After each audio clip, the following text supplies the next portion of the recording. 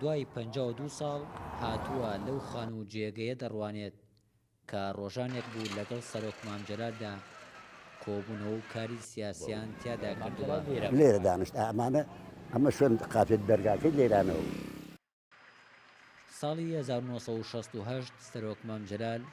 دێتە ئەم خانووە لە گەڕەکی کەلاری کۆن. نزیکەی 300 پێشمەرگە و کەسایەتی ناوچەی گەرمیانی لەگەڵدا دەبن. خەلیفە مالکی تەمەن 75 ساڵ ئەو کاتێکێک بوو لەو کەسانەی لە ساتەوەختی هاتنی مام بۆ کەلار تا ڕۆیشتنی بۆ بەغداد لەگەڵی مایەوە. ئاگادارکردن مامجەلال تێبەرانە ڕۆین بە پێشوازیکردن لای کفری بین لای کارێز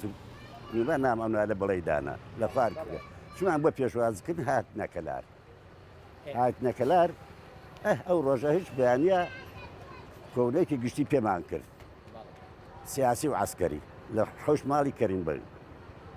شوێنەکە فەریحتر و گەورەتر و عەلا کولین لە دوایەوەی وتی هەرکە عیشیە خوا حەفزی بڵاوی لێکەن قسەکانی تەواو بوو وتی کاکە لە ئیستەوە مەسوولەکە هەمووتان کاک عەلی بە حوسێن حاج مەختەم عەزیز سڵێمان عەزیز حەمەی خەنان هەتا ئاخرەکەی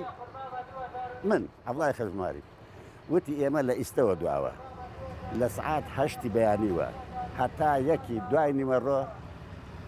ئێمە 8 داخوازیە هەر مەتالبێکمان بێت تێ ئەیکەنە بەرچاو ئەمانە خۆکی سەرنەوە خانوو قوربەتخانەکان ڕێک و پێ بوو گەورە و چاک و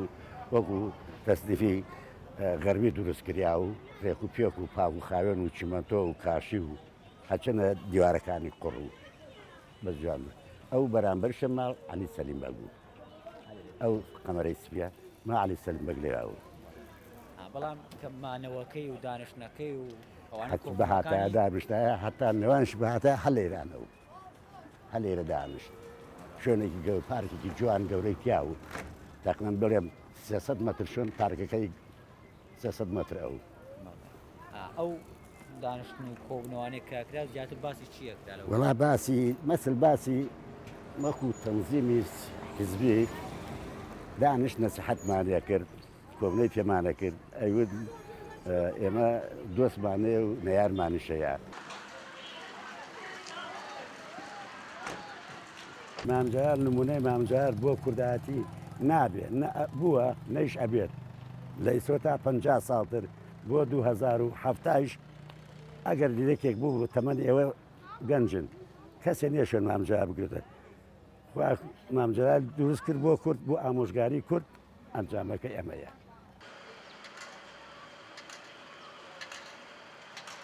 جارە دوژمنێەوە بوو